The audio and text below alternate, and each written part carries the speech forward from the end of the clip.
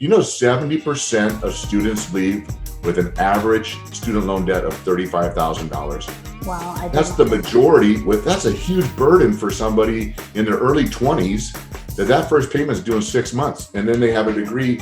And here's the other catch, Dali, is that 50% of them end up in careers that don't even require a degree. So then now they're underemployed, underwater. So these stories going. Welcome everyone to the Dalitalks show. Like I said before, our guest today is very special, Dave DesRochers. And without further ado, here's Dave. Hi, Dave. How are you doing? I am doing very well. How are you today? Doing well. Thank you so much for making time for the Dalitalks show.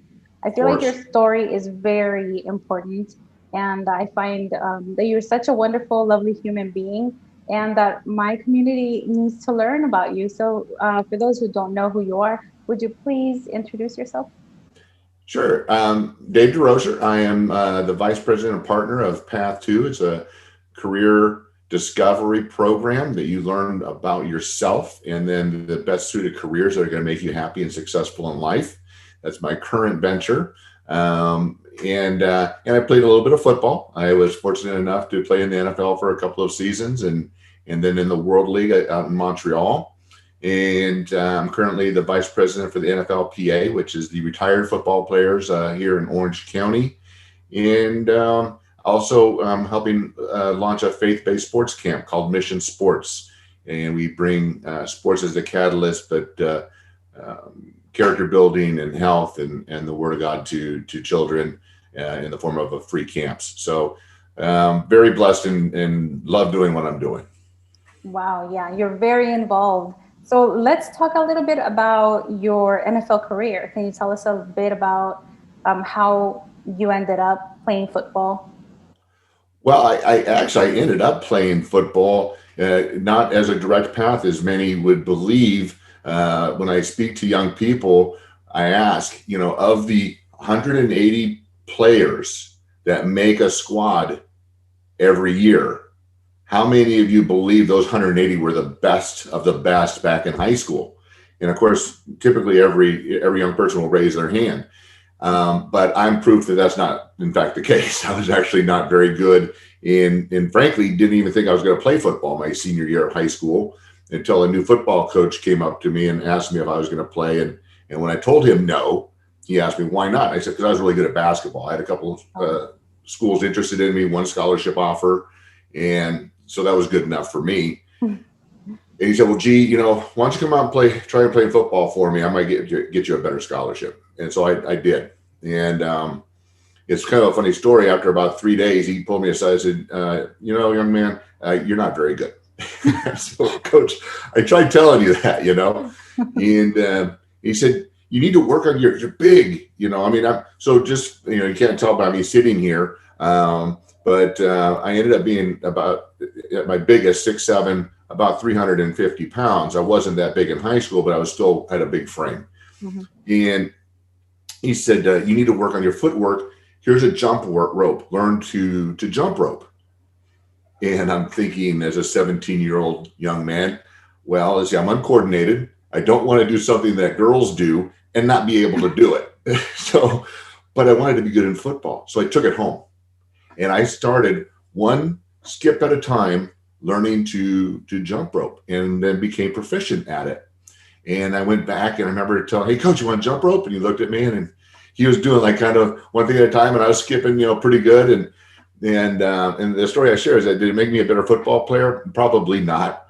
But it gave me confidence. Here's a coach, saying, hey, son, do this. And I did it. And it gave me a sense of achievement. And then what he promised me did come to fruition. And I had scholarship offers to a number of schools and chose San Diego State. The reason I share the jump rope story is because when I got then to San Diego State, there was 5 incoming freshmen. And what do you think the first thing the offensive line coach handed all 5 of us? A jump rope. Really? And the 4 other guys looked at it like I did when I was 17 a year before. And I went right to jumping rope. And actually by that time, quite well. And the reason I will share the story is because what do you think that coach thought of me? And what did I just do amongst 5 equally talented guys? Is I put myself above them. just a little bit by being able to do something that they couldn't do and do it quite well. And so it's a kind of a lesson that sometimes people are going to ask you to do things you don't want to do or you don't see the benefit of it. But if they're asking you to do it, it's because they want you to be better. Yeah. Well, embrace that and do it. You'll never know how it's going to pay off. Yeah. Wow. What a lesson, right? So anyway, so then I'm at San Diego State, and I still wasn't really very good. I was just a big kid, but I continued to do those things and continued to work at it, and then got to the point where I was recognized and got to play in an collegiate all-star game with some Hall of Fame guys that are now in the Hall of Fame, of course, and then drafted by the Seattle Seahawks, and was there for a season and a half, and then played 2 full seasons up in Montreal with the World League of American Football. And that was the extent of my professional career. Wow. Yeah. Thank you so much for sharing that. I think it's important for people to hear, especially our youth, that your path can change. I mean, just you were not looking at the NFL initially, right? Like there are so many kids who say, "Oh, I dream of being, a football player in this team or whatever," and you just pushed yourself. And you had a really good coach too, who helped you get to where he saw that you had the potential, which is pretty cool because this segues right into what you do now, right? Well, it does, and I will touch on the fact that for those of in your audience that are coaches or work with young people, is that coach didn't need me on his team. There's 5 of my buddies that went on to Division I football on scholarships, and 2 of us made it to the NFL, and one of them was excellent. He didn't need me on that team. Wow. He said he would help me, and he did, even though he saw that I wasn't very good. So just that's the role that people can play with young, that volunteer or work with young people. So just keep that in mind. But yeah, so today with Path2, it's kind of that same purpose driven program that we can help so many people. And the great thing about it is that there's dozens of assessments out there, the career assessments that they deem that they'll help you determine your best suited career, but frankly fall way short because they're just algorithms. They're black box programs that ask you a myriad of questions, and then you get results of 5 to 50 careers, and you have no idea how those results were derived. And frankly, if you take that same program a week later, you'll get typically 5 to 50 different results. All you got to do is answer a few questions differently, and the results completely get skewed. And so, the Dr. Ellison, the gentleman that founded and came up with the program, was writing his book about career success and happiness, and he had owned a handful of very successful businesses. And he came to the chapter he was writing about his collegiate experience, and he started uncovering all these statistics about kids having negative collegiate experiences and taking 6 years to graduate, incurring thousands. 70% of students leave with an average student loan debt of $35,000. Wow. That's the majority. That's a huge burden for somebody in their early 20s that first payment is due in 6 months. And then they have a degree. And here's the other catch, Dali, is that 50% of them end up in careers that don't even require a degree. So then now they're underemployed, underwater. So he started going, holy smokes, why is this happening? And it's just because of the number of people now graduating with degrees far exceeds the number of jobs requiring them. Mm-hmm. So he, being a solution person, he's a PhD engineer. He had environmental solution companies. And so he went to fix and find a solution to this. And he decided that the assessments fall way short, that you need to know about yourself. And that I'll briefly explain the process where we do start with personality, because personality is what you love. You need to know what you're going to love doing, but you also need to know what you're good at. And that's your aptitude. So we use both. I'm not aware of any program that uses both. And then once we've done that, we then have all of the data of every career from the U.S. Department of Labor in our program. And we help you select then careers that fit criteria that are best suited for you. How much money do you want to earn? How much education are you willing to attain? Is there going to be a job in 6 to 10 years? Mm-hmm. What are your interests? What are your preferences? How do you want to work the rest of your life? All these things that kids don't think about, young people don't think about, even adults don't think about. That's why they get trapped in jobs. 70% of people hate their job. Yeah, I It's read that. 100 million people. Yeah. So, Shocking. anyways, so we get you thinking about these things. And the beauty of our program is that when the top two careers present themselves, you know exactly why they're there because you took them there along the way and they fit your criteria based on all of those other things that I mentioned. Um, and there's no, well, why are those things there or why isn't something there? And because there's none of those questions, you know why, because you didn't bring it there. Mm-hmm. Right. Wow, this is amazing. I like it because I feel like schools, although they try to help kids understand what it is that they're going after that or what they should go after, is that this one seems it's a little more in depth. So how long is this program for whoever So, wants to? yeah, so we have streamlined it. When I first did it, when I came on board to help Dr. Ellison, it took me 3 days. We've got it down to about 4 to 6 hours because it is self-discovery. You've learned so much about yourself, not only the career you're about to step into, but about yourself. And that self-discovery is a huge part of the transparency of our program. And to your point, Dali, is that the schools can't provide. They are completely underwater. It is legislated that there should be about 250 students per student counselor.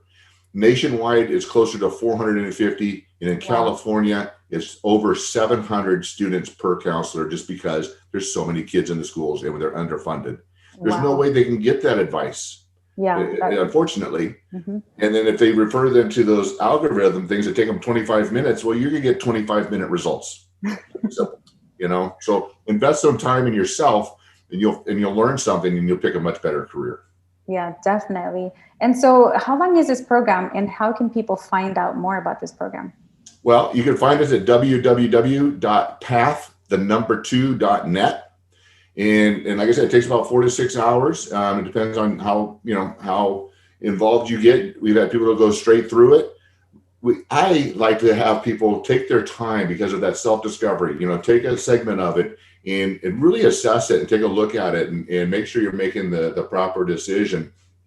Now, I went over the student program. We have a career transition program that we help veterans. We help, of course, professional athletes. I didn't know what I was going to do when I got released. I went to selling cars because I had no game plan or exit strategy. And so we help people that are in transition with a career transition program. Both are at the same website, and there's a lot more information on the website about what makes us different. Wow, thank you so much. So if I were a freshman in high school right now, would this program be right for me at this time, or should I wait later? I would wait a little bit, only because as a freshman, you're 14, 15. Mm-hmm. Yeah. There's still some things that, you will learn in high school and you will just learn just by being 1 or 2 years older, but certainly by the time you're a junior. I mean, although that's just 2 years, that's a big 2 years, as you can recall. So we've had kids as early as sophomores take it because their parents really want them to kind of learn about themselves. And when I talk about parents, the other neat thing about our program is that you learn about your child. You let the child take the program and you can see how, because you can actually view. You can't interrupt, you can't add to that, but you can view separately how they're progressing and how they're answering questions. And I've had so many parents say, Dave, I got to have a conversation with my child asking, well, why did you answer it that way? Because I would have thought you would have answered it another way. And now you're having a discussion instead of a parent telling, oh, no, you're going to be an architect. You should be an architect. Uncle George is an architect. I'm an architect. You should be an architect. Maybe architect just isn't in their DNA. Yeah. And just because it was for you. So like I said, it opens conversation rather than talking at or to. Yeah, I love that. I'm definitely going to have my child participate in this program because she's a freshman right now and she's going through that stage where she's not sure anymore what she wants to be. And she's actually stressed out about it. And I keep telling her, we tell our kids, don't worry about it. Don't worry. And they don't believe it. They're in their own mind. And I think that a lot of youth are looking right now at what's going on economically in the nation. And they're seeing the high debt income, of student loans that the average person has. So when you hear that youth are worried more about paying off their student loan debt than buying a home, that's concerning. So I think that this program is going to help a lot of people, and it is a paid program, right? Like people have to pay for it. It's not a No, there's a cost to it, but I am going to provide you a discount to your community and to your listeners, and I'll give you a discount code that you can post attached to the podcast or attached to your social media that will give all of your listeners a discount to make sure that we can get the program to them. And you brought up home loans too. Just one more statistic for you. You know, last year in 2019, 5.5 million people bought a home. 400,000 people, nearly 10%, were denied a home loan due solely to student loan debt, whether it affected their debt to income ratio or they had late payments that negatively affected their FICO score. So student loan debt is a huge issue. We can eliminate that by reducing the number of years they're there, by giving them a focus and giving them a game plan the day they walk on the campus. They're one step ahead. Wow. Thank you for sharing that statistic. I like statistics because people really need to get a bigger picture of how large the problem is. Yes. And when you know how large it is, then you can take action. You get that motivation. But thank you, Dave, so much. I appreciate that you came onto the show. I'll definitely invite you back because I know that you're going to keep evolving and you have so much more to share with my audience. So absolutely. Thank you. My pleasure. Thanks for having me. Well, we'll talk to you soon. And I'll share my story about how I was bullied when I was growing up. Oh, definitely. Yes, we will have to do that one next time. Very good.